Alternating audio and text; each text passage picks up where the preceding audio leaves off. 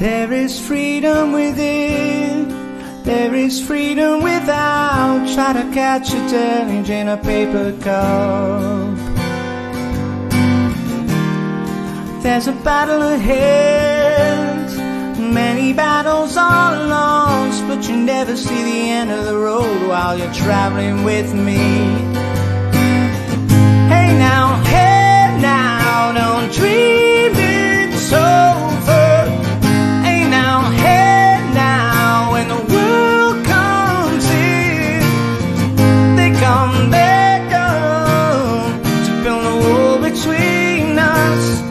You know that they won't win. Now I'm towing my car, there's a hole in the roof.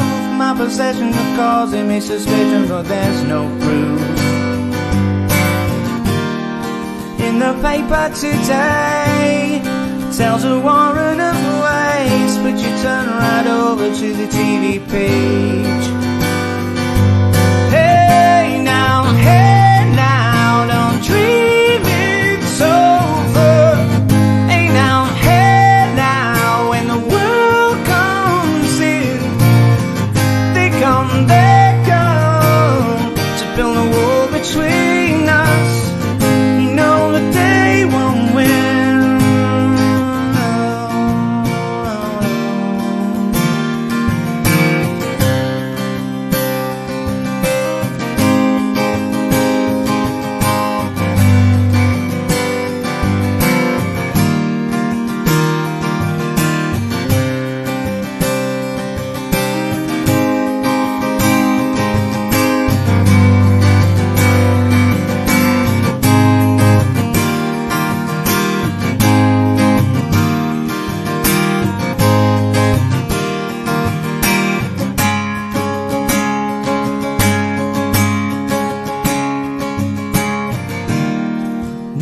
Walking again to the beat of the drum, and I'm counting the steps to the door of your heart. Only shadows ahead, barely clearing the roof. Get to know the feeling of liberation and relief. Hey now, don't dream it's over. Hey now, when the world comes in, they come to build a wall between us. You know that they won't win. La da da da da, la da da da da, la da da da da, la da da da. Won't let the wind, don't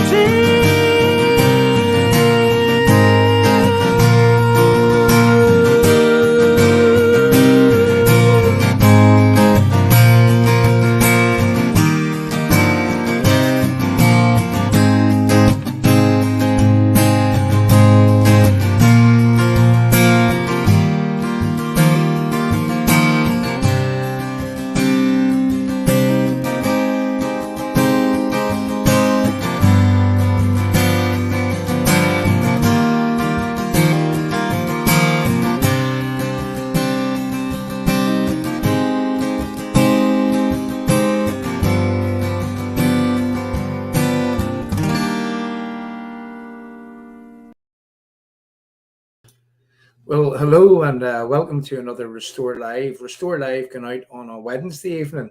Now, this evening it's a bit earlier, but let's just say to the people that is watching today, what I would ask you to do is also to come back at 8 o'clock, because I've done a pre-recorded show for 8 o'clock, and that way you're going to be able to get two bites at the cherry. What it is that I've something very important to do with reference research that we're carrying out for some documentaries that we're making. And I decided that it would come on a wee bit earlier, and we would just really talk about what it is that's been happening in the past few days.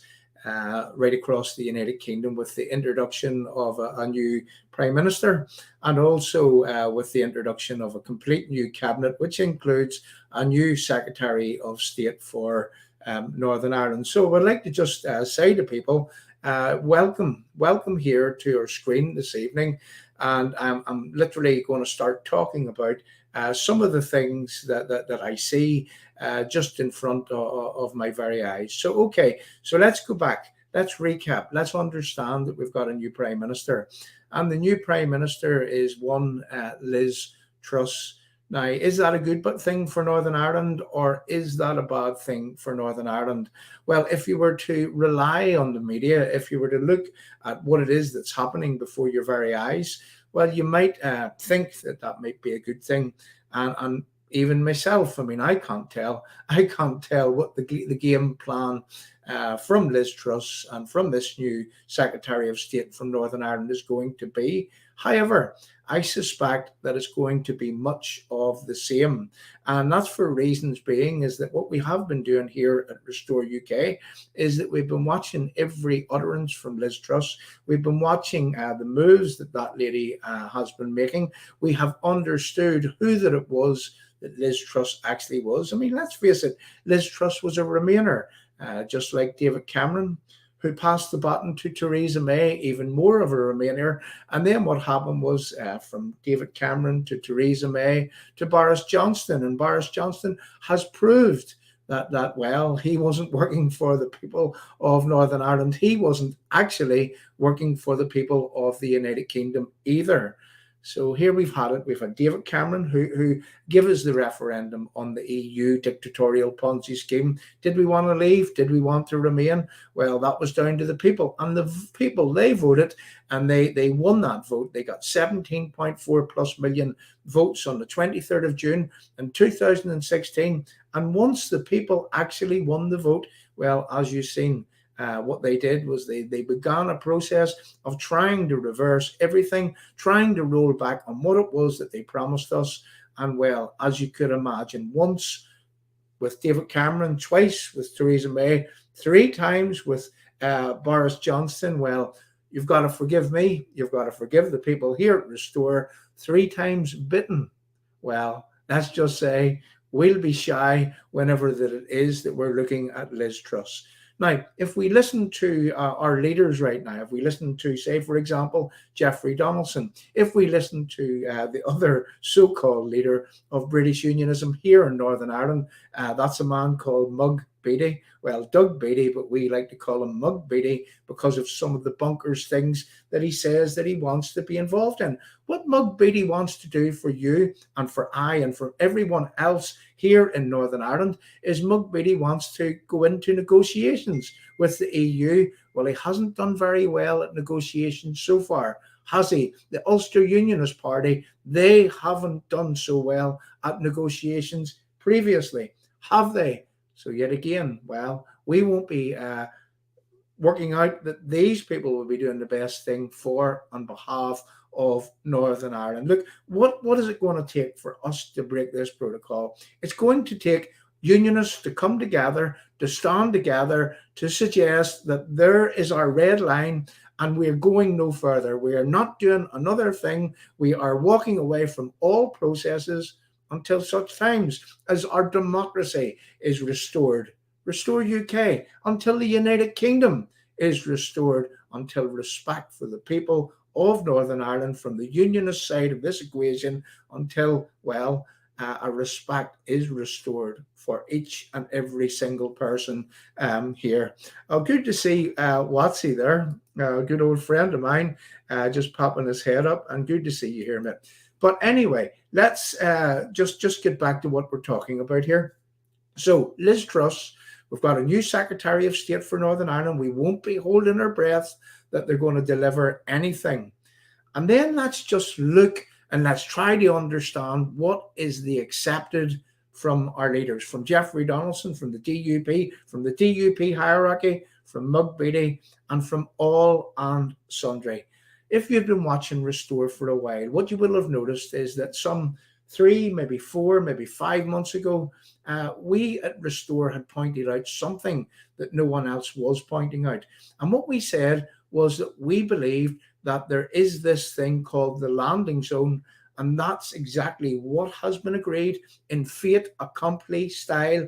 A landing zone had been agreed. In fact, Doug Beattie from the Ulster Unionist Party, he said that he sold this landing zone to the EU.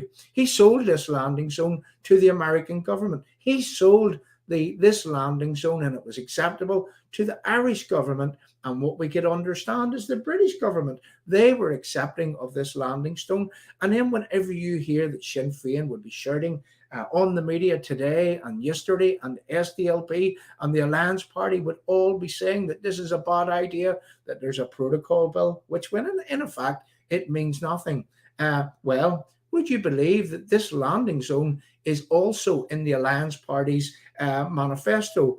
And what has happened is that all of the parties here in Northern Ireland, the Irish government, the American government, the EU and the British government, they all have accepted this landing zone. But that's the bit that they're not actually telling you. So I haven't heard these words landing zone for some months now. We passed over the summer. No one was talking about a landing zone, but we actually we suspected that this landing zone would be ramped up at the other end of the summer recess. And now we're at that other end. We've got this new Prime Minister, Liz Truss. We've got the new Secretary of State. And now what you'll have noticed in your media, it seems to be game on. So let's just recap and examine what it is that this protocol bill actually is. Now, I'm going to play just a few short video clips here from your new Prime Minister to try to understand. Well, Jeffrey Donaldson had welcomed the fact that we're getting this protocol bill, and he said that he doesn't want it watered down, and he said that this forms the basis of the DUP going back into Stormont to hold up, let's say, the IRA in Stormont. The Belfast Agreement, it was a disguise. It was built for appeasement, swindle and lies. The pieces of farce, the IRA guns are still there. And London, well, if we look at it, London is afraid of another bomb scare.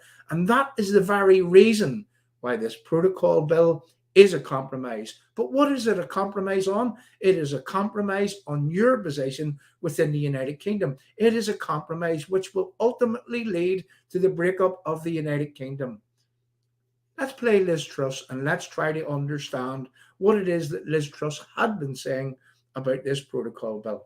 This was her delivery in the Parliament whenever she was introducing the bill that Liz Truss and her associates had actually come up with. Let's listen to Liz Truss with reference what it is that, well, what did Jeffrey Donaldson say on the protocol rally stages, the anti-protocol rally stages? He said the protocol must go.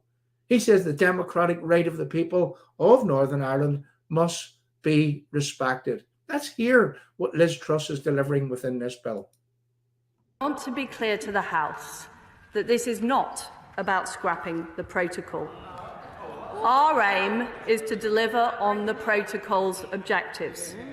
We will cement those provisions which are working in the protocol, including the common travel area, the single electricity market, and North-South cooperation, whilst fixing those elements that aren't. I want to be clear to the House that this is not about scrapping the protocol. I want to be clear to the House that this is not about scrapping the protocol. So as far as Liz Truss is concerned, she wants to be clear to the House that this is not about scrapping the protocol. Listen very carefully, people. Jeffrey Donaldson, the protocol must go. No Irish Sea border. But Liz Truss says this is not about scrapping the protocol. And what these unionist politicians are welcoming, they are saying, well, if this passes through the House of Lords untouched, and if it comes back, that forms the basis of this building behind me, opening up yet again. We're going to talk about some more things when we play just a few video clips as we move on here. So here's another video clip from Liz Truss when she was telling people about what was in this protocol bill. This is Liz Truss delivering it to the Parliament. Listen very carefully to what Liz Truss had to say. UK has proposed what we believe to be a comprehensive and reasonable solution to deliver on the objectives of the protocol. This includes a trusted trader scheme to provide the EU with real-time commercial data, giving them confidence that goods intended for Northern Ireland are not entering the EU single market.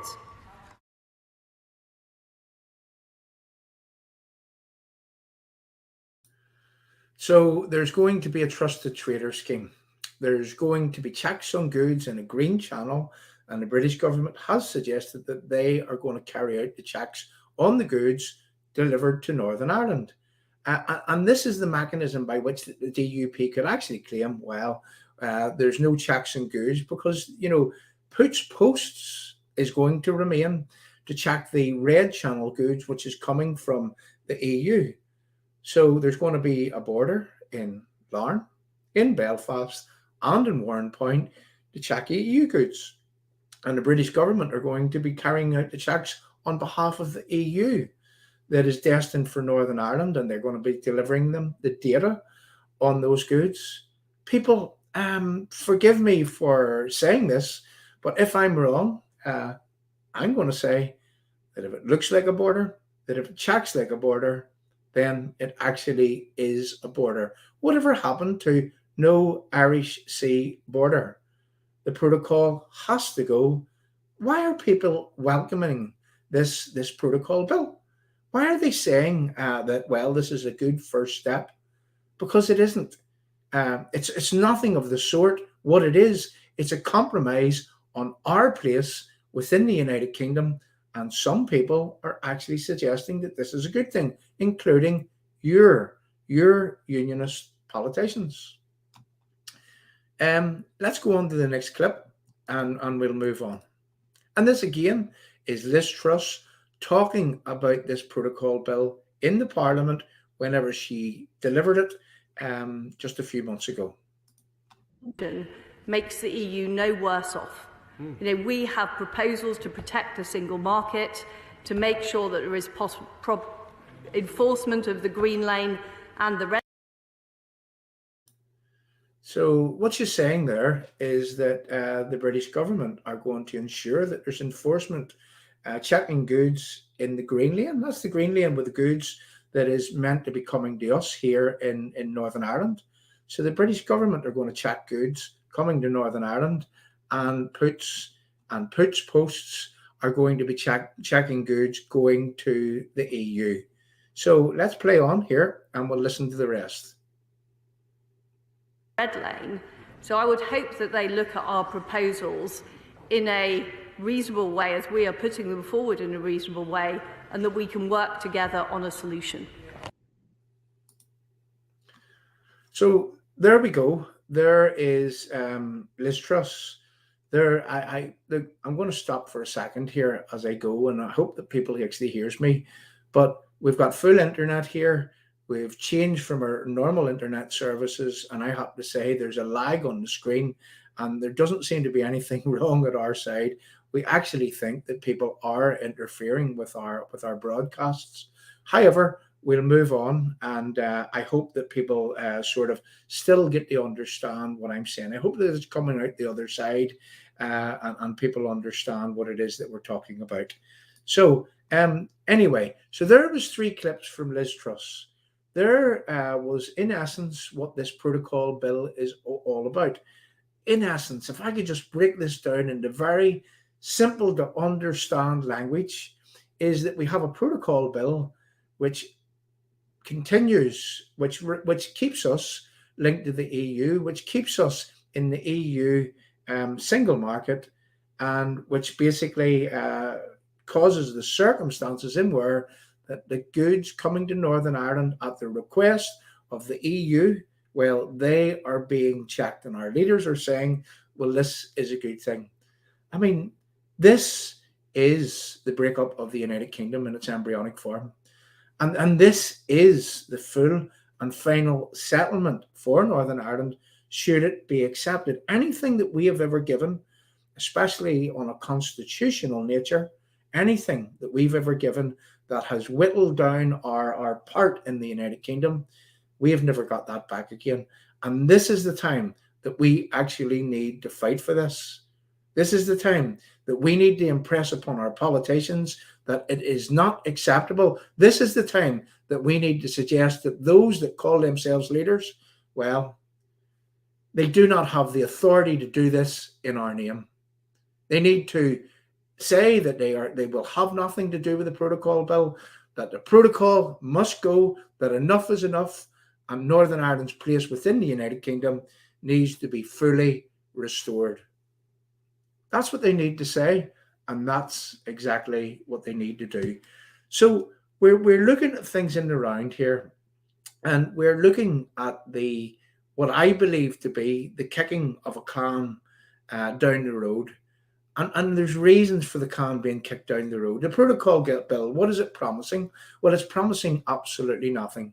If you read the articles, the 26 articles in the protocol bill, well, from 1 to 20, they're all not bad stuff, but they don't mean a thing. It's what you call an enabling bill, which means to say that in Article 26 of that protocol bill, it suggests that in order to enact the articles from 1 to 20, which is the good stuff from unionism, well, what has to happen is that I call it the snakes and ladders bill, because what it does is it promises you things, and then what happens is that in order to enact those things, everything has to go back to square one, and each and every part of that Articles 1 to 26 has to be taken back through the Parliament again, and it has to have the fighting, the controversy, the sent to the Lords, the whittling down.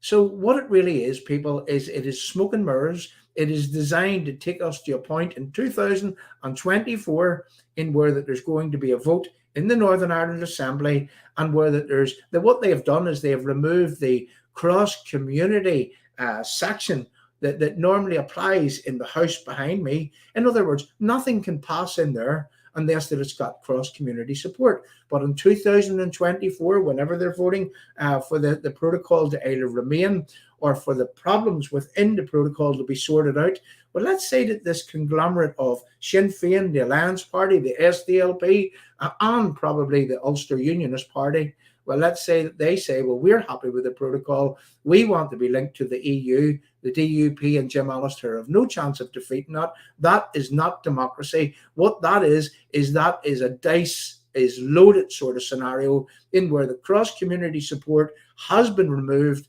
And what's going to happen? Well, we're going to end up with that protocol forever, and we'll never, ever, ever be able to offload it. Now, I'm going to say that within the protocol bill, if Articles 1 to 20 was actually enacted, well, that is some stuff which may go a small way to restoring Northern Ireland's place within the United Kingdom. But given that it is a snakes and ladders bill, given that it means nothing, given that everything has to be taken back to square one and restarted again, well, one could only understand that this is just designed to kick the can down the road with nothing actually ever happening. And then the DUP and the British government have suggested that they were promising unionists, that Boris Johnson had promised unionists that he would enact the thing called the Parliament Act. And what he could do is if it comes back from the Lords and if it's watered down, well, what he could do is that he could actually reinstate things back to exactly where they were from within that Parliament Act. Now, what I understand happens, we have looked at this legally, and we've looked at it with some legal help, let's just say. And what we understand is that Parliament Act couldn't even be enacted until it's June of 2024. And that's very, very close to the time whenever that the other parties, they get to have a vote in the parliament or in this building just behind me in order to keep the protocol, and unionists won't be able to do anything about it. So now is the time to fight for Northern Ireland, fight for Northern Ireland's place within the United Kingdom. And I'm going to say something. When I look at our political leaders, when I look at the DUP hierarchy, when I look at the Ulster Unionist Party, when I look at Mervyn Gibson of the Orange Order, who only requires two things to be sorted out in order that, well, he would support this protocol bill. What he says, that there should be no checks on goods coming to Northern Ireland, and that the EU doesn't have the say in laws which govern Northern Ireland in terms of trade. Well, that's not good enough, Mervyn. That isn't good enough. The protocol has been thrust upon us in an undemocratic way. Let's understand that we form part of 17.4 plus million people that voted in the Brexit referendum. We effectively are being denied our democracy. And I do not give Mervyn Gibson, I do not give Jeffrey Donaldson or Doug Beattie, I do not give them my authority to turn anything around or to agree anything in my name, and I'm sure that you would be exactly the same. So watch this stream, understand this stream, keep an eye on what is happening, watch who that it is that is supporting this protocol bill, because this protocol bill amounts to zero, absolutely nothing, and it is no good for restoring Northern Ireland's place within the United Kingdom. What it is, it's a compromise, and it is a compromise on your position from within the United Kingdom, which by extension will set in place the breakup of the entire United Kingdom in its embryonic form. So is this what is meant? Is this what Liz Truss will follow through on? Because let's face it, she was the architect of this protocol bill. Is this what the new Secretary of State for Northern Ireland, who was meant to be a Brexiteer, is this what he will be selling? Is this what he will be enforcing? Is this what he will be insisting that the DUP go back into that building for?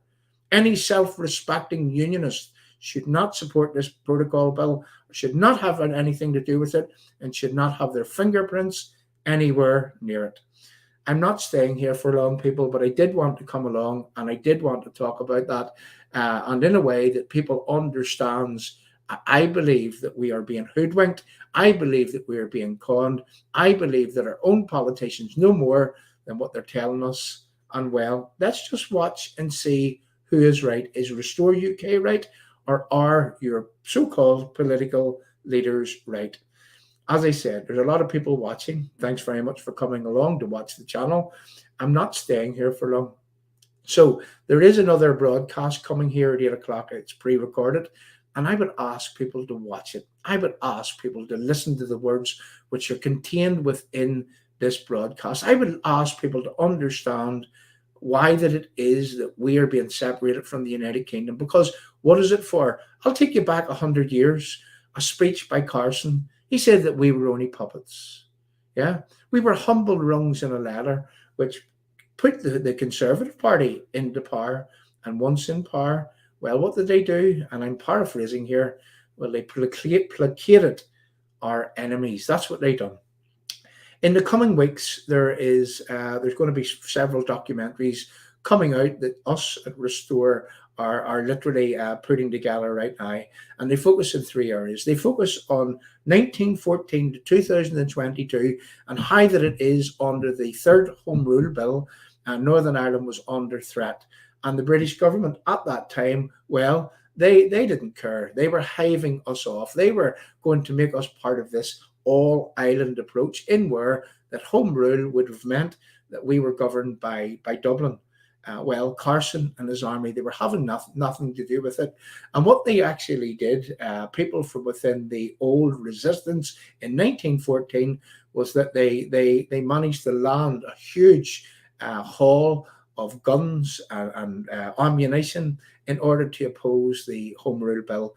Now, what we're doing within that documentary is that we are examining 19 and 14 against 2022, in where we are being faced with the same aggression. We are being faced we are being faced, we are being threatened by the removal of us from the rest of the United Kingdom in exactly the same way that the people in 1914 in this part of the United Kingdom were being threatened. We are being threatened in exactly the same way. And in that documentary, we aim to show that. watch out for that documentary coming along in the very, very near future. Another area that we're focusing on is that how that people from within our community are being funded by the Irish Department for Foreign Affairs. How that a lot of them have been actually taken to universities in America, Irish America. Who remembers what we've done not too long ago? CIA interference in Northern Ireland since we can trace it back to 1984. Well, coming up is a documentary to show you how that it is that there are people, and what they are doing is that they are masquerading as Unionists, Protestants, and Loyalists, and what they are doing is that they are involved in a takedown of the people here who would stand up for their country, and who would literally ensure that,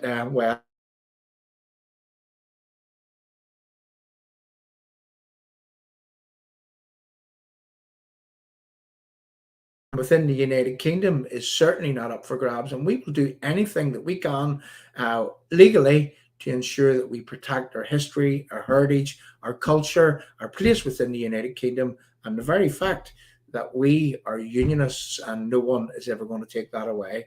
So what one of those documentaries is about, it's about showing that there are people that are being funded from the Irish Department for Foreign Affairs in order to try to take down unionism. And that coming to this screen very, very soon. Well, I look forward to actually producing and putting out that documentary.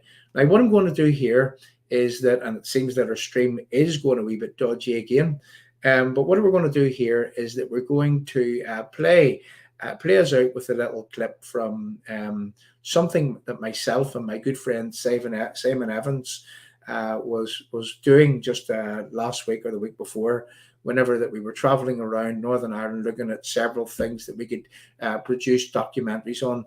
And this again is something that we did. I took Simon to Carrickfergus.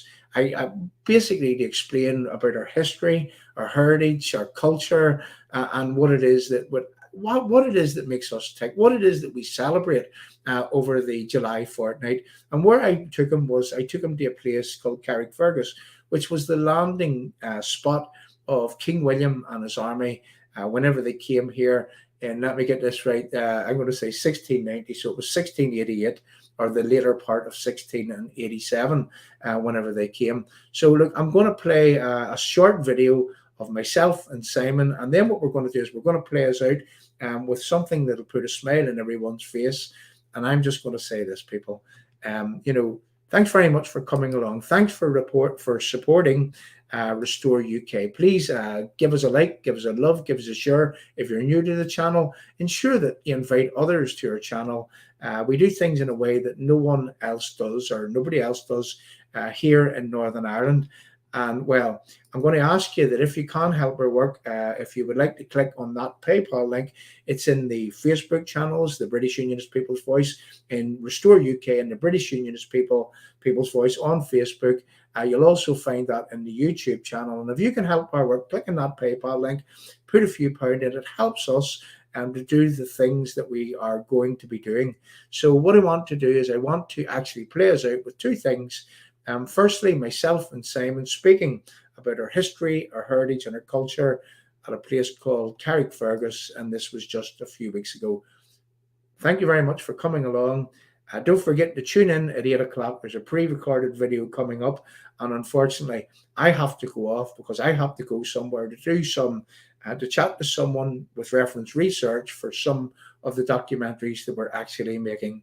So good luck, people. We'll see us all again here very, very soon. In fact, you'll probably see us here broadcasting live before the end of the week. Thanks very much for coming along, and you're in for a treat when you see this little video. Okay, Simon, so we're here at Carrickfergus, the landing point of what's known as King William. And if it wasn't for King William, I have to say, I don't think that we would be here. The story goes that King William, he landed at this point, and he made his way into Belfast, Belfast Castle. He made his way to King William and his army, and they stopped off in a place called Castle Street. That's where Belfast Castle used to be. Now, today in Northern Ireland there is a Belfast Castle, but it's now up on the Cave Hill, which is over to the right of us. King William made his way along the main thoroughfare to a place called Drogheda, and to a place called the Boyne River. Right. And he engaged with the Catholic King James, the army, and what they did was that they fought. And well, it's well known that King William actually won at the Battle of the Boyne. So this character in the statue behind us, he has huge significance to the Unionist people, the Protestant people of Northern Ireland. And it's every year that they march and celebrate the Battle of the Boyne, and it's their victory over the Catholics. Yeah, absolutely. Well, you see, what's known as the 12th celebrations here in Northern Ireland, which is the biggest date on our calendar, King William, that's what we're celebrating. We're celebrating the anniversary of the Battle of the Boyne, in where King William actually won. Now, a lot of people would say, I mean, I've heard some lefties say that what are you celebrating war for? What are you celebrating a battle for? What are you celebrating a man who would have came and defeated Catholic King James? Well, the thing is that, if we don't celebrate these things, what's life all about? It's we'll have history. to know our You're history and our happy about heritage, your Simon. history, Yeah. right? Yeah. You're happy that, you could look back with pride upon your history, and he was obviously a massive part of that. Absolutely. It's a bit like a lot of people, as much as they didn't want, say, for instance, the First or Second World War, they were glad that they overcame tyranny, or they were glad that they beat the Germans because things could have been worse. And you don't know how things would have been under the Catholic rule of the king of the time if he'd stayed. So, whatever, but I mean, your history has to be celebrated for what it is, good and bad. Absolutely. Now, I'm going to actually, whilst we're on this spot, and it was you that has brought this to my attention, but a few years ago I would have attended Auschwitz in Krakow in Poland. And the first thing that I seen whenever I walked through the first door in Auschwitz concentration camp was a little sign on the wall. Now, I don't know the man that is responsible for coining this phrase, but he says that those that forget the past are condemned to the future. they're condemned to repeat it, is the way that phrase go. And when you put it in that context, I guess you're better known about the history. And when you talk about the First World War, again, if you don't know the history, how can you learn from the history, as they say? To know where you're going, you first need to know where you've come from. Absolutely. But basically, when the reason that I've looked into things like the history of Northern Ireland and what's gone on, and the reason I look into stuff like the history of Great Britain, the wars it's been involved in, the history of certain religions, certain ideologies, is because they have a history of repeating themselves. And everything will, at some point, repeat itself. We might have different technology. We might be, driving around in cars and stuff, and they were on horseback, but the principles are the same. It's the greed of men and the ignorance and stupidity of people who willingly follow bad people. And at the moment, we've got bad people leading people who haven't got a clue at the moment into a very, very bad situation. And it's just history repeating itself again. Now, you can go back to 39, right? Or you can go back further than that. But either way, you get people come along and promise people who want more, who feel they're outdone by, promise them the world. And these people follow them, and they follow them into a bad end. So this is why you need to know your history. This is history. Yeah, this is definitely history. And, the reason for the season over the 12th fortnight that we have here in Northern Ireland, that's a holiday for Unionists, Protestants, Unionists and Loyalists here, is the reason for that season is the very fact that man landed here in and let me get this right, so it was 1690, so it must have been 1688, thereabouts, 1687. So he landed in around that time frame, and as I say, he made his way to Belfast. Now, there's a special place in Belfast, and I'll take you to it tomorrow, and it's known as the Boyne Bridge. And the reason why that place exists now today, there is people here in Northern Ireland from the other tradition, and there's a large transport hub going on the side of the Boyne Bridge, and what they're trying to do is they're trying to eradicate that history. Obviously. But that history is again, it can't be done away with. I mean, people need to, even if there's a monument to the very fact that William's army actually encamped there, that place was actually named after the Boyne Bridge, and it's at the foot of a place called Sandy Row, a very, very loyal place in Northern Ireland for Protestants, Unionists and Loyalists. When people are proud of their history, they're going to fight harder to keep it. Yeah. When you get rid of things like this, kids aren't going to walk past and go, who was that? Yeah. What was that about? Yeah. In my time, I've seen lots of statues all over the place, and you say to your parents, what's that about? What's this one about? And they'll say, he did, therefore this is because of his doing, good, bad or indifferent, right? Yeah.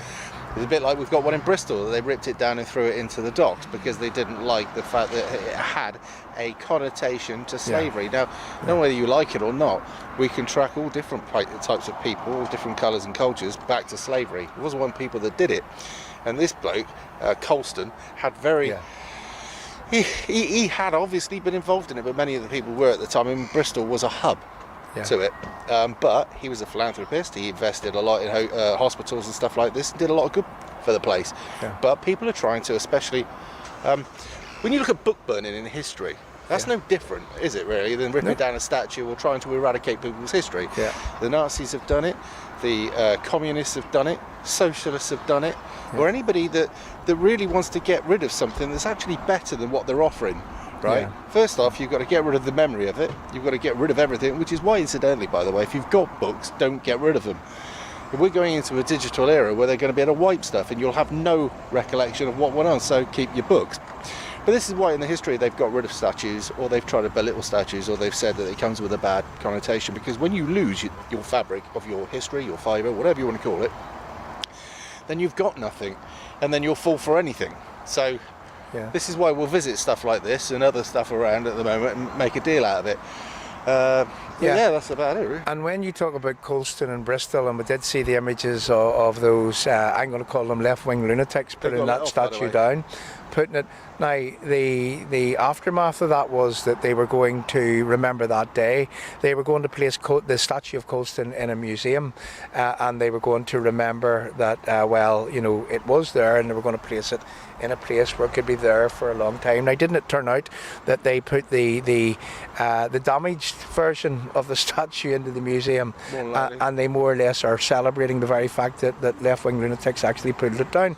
Now, one of the things that I know about Colston is that, am I right in saying that it was Colston that used his money to build the universities and to invest in the education? The very same education that's now teaching them to pull down statues of people like him. You can't write this irony, people. You just can't. But it is the case. What we've done, we've let people come into great institutions and things that stood for a lot and corrupt them and break them and change the people who are within them. I mean, you look at people that used to go to university years ago, great. You look at scientists years ago, scientists were for good, they were for medicine, they were for exploration, they were for building our lives and making them better. Now science has been corrupted so that it will give you the wrong results and tell people they have to do things when they don't actually have to do it. Absolutely, So this is, as I say, a statue of great significance in Northern Ireland, and tomorrow's Friday.